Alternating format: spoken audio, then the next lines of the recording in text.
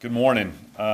Hurricane Matthews continues its destructive path through North Carolina, and yet through that destructive path, we're seeing acts of heroism, we're seeing courage, we're seeing incredible strength by our citizens, and we're seeing recovery. But there are still many, many difficult days ahead for North Carolina and many of our citizens who are being impacted by this incredible hurricane that has been with us now for over 10 days. Yesterday, I had one of the most emotional experiences of my life, not just as governor, but in my life when I visited Tarboro and Princeville and Edgecombe County, when I went to Clinton and Sampson County, when I went to Columbus County and saw the people of Whiteville cleaning out their stores from the flooding, and when I went to Fairbluff and saw a town literally underwater, and when I went back to Robeson County where Lumberton is still underwater. We know of at least 3 towns basically underwater. That's Princeville, Fairbluff, and Lumberton, and parts of Pembroke also. There could be possibilities where we have smaller communities also underwater. In fact, there are smaller communities, maybe with 300 or 400 people, that are still being severely impacted. And of course, Kinston, Goldsboro, Greenville, and Burgall are also going through a lot of areas that are totally underwater right now. And our prayers are with all these communities that are being severely impacted. And I'd like to give you an update on those today. I do have some good news before I give some bad news. And that is this, is that to date we've had 2,300 rescues. And for the first time since this storm hit North Carolina, we did not have to have any rescues last night. So that hopefully means in most areas of our state, along the 3 major rivers that are being impacted, the water is receding.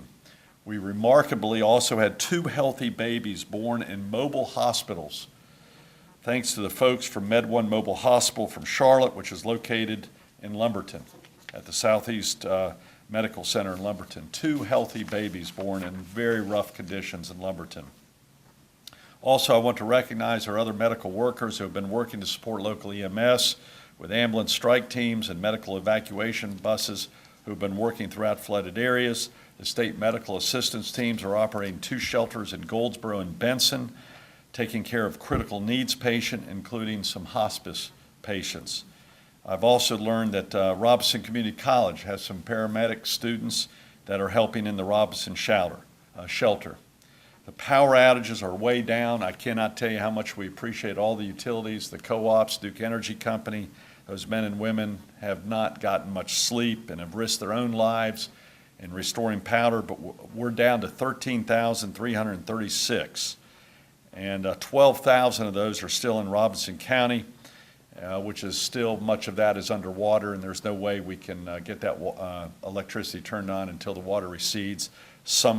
We also have a good bit of that in Edgecombe County, where lots of that area is still underwater. So we've restored power to nearly 1 million people, 1 million residents of business in North Carolina. I want to say thank you to all the utilities. At this moment, we still have 2,600 people, approximately 2,600 people in 35 emergency shelters. Fortunately, in many flood areas, waters are starting to recede a bit, so hopefully we'll start having some of the people get back home and see what the conditions of their homes are and also get them into housing. In parts of Robeson County, Burgall, Kinston, and Princeville, we will not see floodwaters go down until early to mid next week. And again, I cannot stress, a lot of the people have no idea how bad their home conditions are. I talked to people in Princeville yesterday. I had to tell them, because I saw it from the air, that their houses are underwater. And that's tough to tell an individual. And I feel so sorry for them. And as I cannot say even more, it's the poorest of the poor, many people who cannot afford this type of disaster to hit their family. It's hitting them the most, and that's where our major priority is, to help those who could least afford having this type of disaster hit them and their family. Sadly, I do have to report additional storm-related facilities that we learned about late yesterday. We now have 26 fatalities from Hurricane Matthew. One of those was in Cumberland County and the other in Wayne. Both of these were people in their vehicles that were later found submerged. This has been the cause of nearly every one of our deaths, either people walking or being caught in their cars. A very sad story of one who had a medical condition when she was caught in her car, and apparently she just could not get out. And again, our prayers are with all 26 families who are suffering as we speak and grieving. And we want to do everything we can to help them and pray for them. And I'm so sorry for their losses. The weather and river status. We are not out of the woods yet regarding the rivers. The Tar River at Tarboro is expected to drop below major flood stage tonight, which is going to help us a lot in Princeville because the National Guard have pumping stations there right now. We've got to get the water back over the dikes on the other side, and we can't really do that until the water gets to a certain level below the dam. And I believe that's going on at this point in time. The Neuse River at Goldsboro reached record high levels this week, and hopefully it'll drop below major flood stage Sunday. So the other side of the river, near the power plant, near a lot of businesses, near Cherry Hospital, is extremely high at this point in time, and our prayers are with the people of Goldsboro as they've been dealing with this for about 4 or 5 days. The Lumber River is receding throughout Robinson County, but will not drop below major flood stage by Monday afternoon. And again, Robinson County, much of it is underwater. Lumberton is underwater. I saw it late yesterday around 5 or 6 o'clock, and it is a disaster area. You have to see it to believe it. I really appreciate the teamwork being done there as in other areas. The Tar River at Greenville is expected to drop below major flood stage by Tuesday afternoon. The Cape Fear River at Burgaw is not expected to return below until flood stage until Wednesday. We're sending people to Burgaw today to make sure everything's there, but we know they've got major flooding. It's one of the areas I've not gotten to, and I apologize. We're going to try to get there as quick as possible, but we're sending a lot of resources there at this point in time. The Neuse River at Kinston also reached record high levels, expected to drop below major levels by Wednesday, October 19th. And the main road going through Kinston is underwater right now, and our favorite barbecue places are closed. And the Neuse, one of my favorite fishing stores and great clothing stores, is underwater at this point in time, or has a lot of water in it. And our prayers are with all those business owners also that are being impacted. We're having a lot of employees impacted at this point in time. The Neuse River, again, Wednesday evening, October 19th. Housing for those families whose homes have been flooded and condemned is our major priority, but it's not going to be a quick fix. I cannot stress to you, it's not going to be a quick fix. Our first goal is to get these individuals out of the shelters, which many are in our high schools, and we need to get the high schools reopened. But as the shelters decline in numbers, our goal is to get some of these people into hotels, into rental housing. The dilemma we have in many of these regions that are flooded, there frankly are a lot of hotels, and those hotels that we do have, some of them are being flooded. And the same thing true with rental housing. So this is going to be, I think, the major challenge for the next several weeks, working with FEMA, the state officials, and we're still feeling the impact of floods in Louisiana. FEMA is at this point in time, which impacts some of our resources. So we'll continue to work with our partners in FEMA regarding that situation, but I do want to say that and getting clean water, especially to Robinson County, is probably our major challenge. In Brunswick County, we're also having some water pressure issues, which hope to be resolved in a very short period of time. I do want to let you know that we will not tolerate fraud and scammers. We are hearing messages that there are people, builders already trying to scam people. We're hearing hotels are possibly charging too high of prices, rental car companies possibly. We've heard some complaints. I just want to let you know our State Bureau of Investigation will conduct criminal misconduct investigations.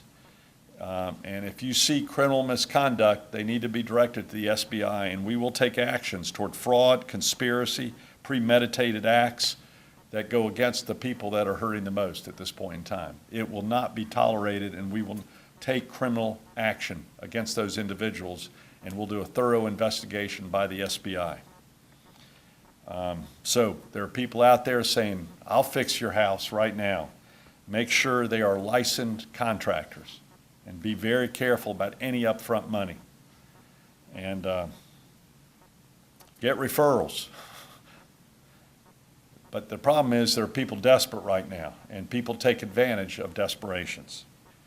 There will be people who ask for monetary donations also, and I want you to be very careful on who you give that to. I want to let you know, give it to a credible organization like the Salvation Army, the Red Cross, or others that you know, the NC Baptist Men's Group.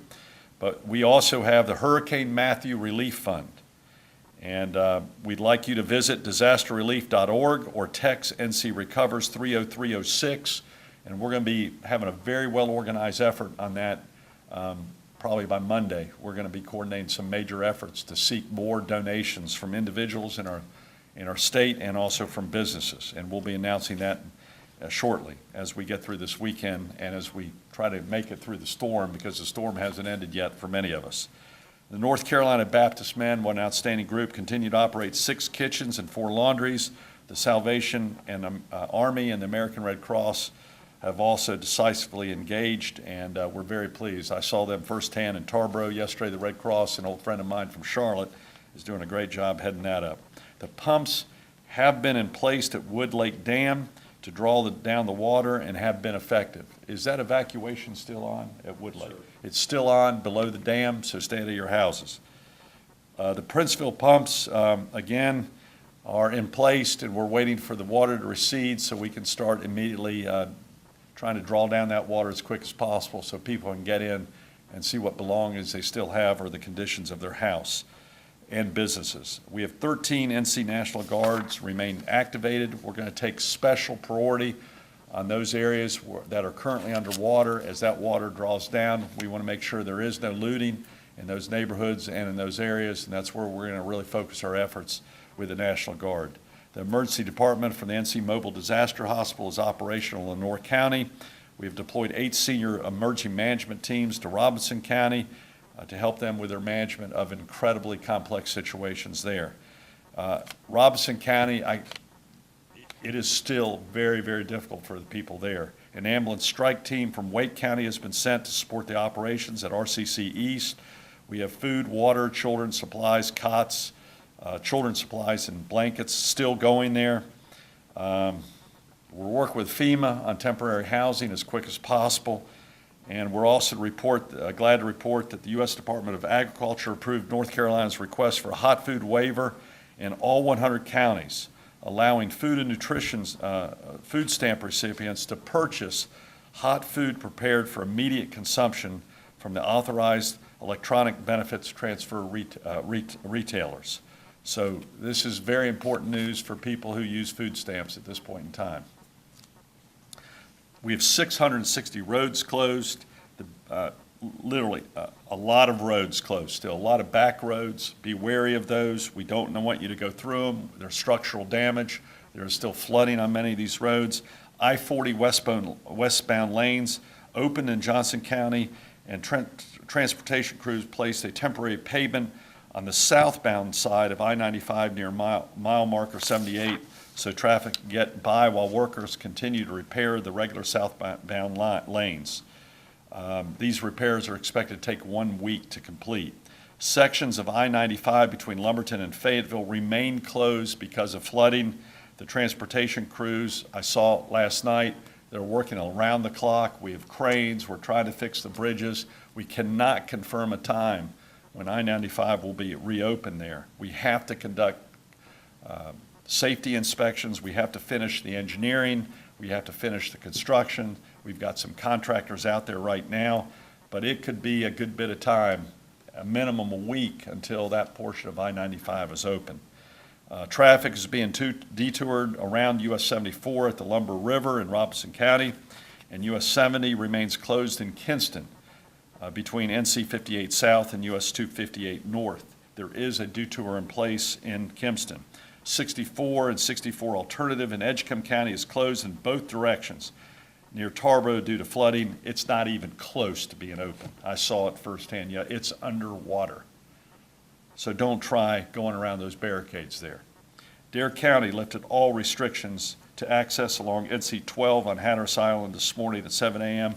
I want to thank the local officials of Dare County. They've done an outstanding job. They really haven't requested much of our help. They've been extremely sensitive to inland flooding. Dare County, you've done an outstanding job. Major closures also in Goldsboro, Princeville, Elizabethtown, and Greenville. Chainsaw crews are working everywhere, and I'm pleased to report that the federal government has dispersed nearly $9 million to disaster survivors through the Individual Assistance Program, which we applied for since we received the disaster declaration. $9 million of cash have gone into the hands of individuals who needed clothes, who needed food, who need immediate shelter, and we appreciate that very much. Robinson, Lenore, Columbus, Edgecombe, Hope, Cumberland counties have been approved for the transitional sheltering assistance, and FEMA will continue to register citizens for this program today and move them as quick as possible from shelters to hotels or other rental housing. But again, we're concerned because hotels are filled up also by workers trying to repair roads and by FEMA workers who are trying to help the individuals. So this is going to be a major challenge where we're going to have to work on, and we're going to hopefully announce our long-term plan of recovery early next week. And this will be a long-term plan of recovery. We'll get the organizational structure delivered to the citizens and have a detailed plan so citizens who are still going through this recovery will know exactly what our plan of action is, along with our state legislature and other elected officials regarding what funds possibly will be needed, what the schedule of events will be, and exactly what our plan of action is for recovery, especially those areas that are still underwater. And with that, I'll be glad to answer any questions. I can't tell you how much I'm impressed with the resilience of the people of North Carolina. I'm very, very proud, and I'm more proud of our emergency response team too. They've done an outstanding job, and to see our Guard members and state and local officials and troopers, public safety officials all work together is absolutely incredible, and I compliment everybody. So with that, the hard work is still ahead of us, and hopefully we'll have no loss of life in the future too. With that, any questions you might have? Stay engaged. I want to encourage the citizens of North Carolina, get out your checkbook and help out the North Carolina Relief Fund. We'd appreciate it. Thank you. God bless each one of you.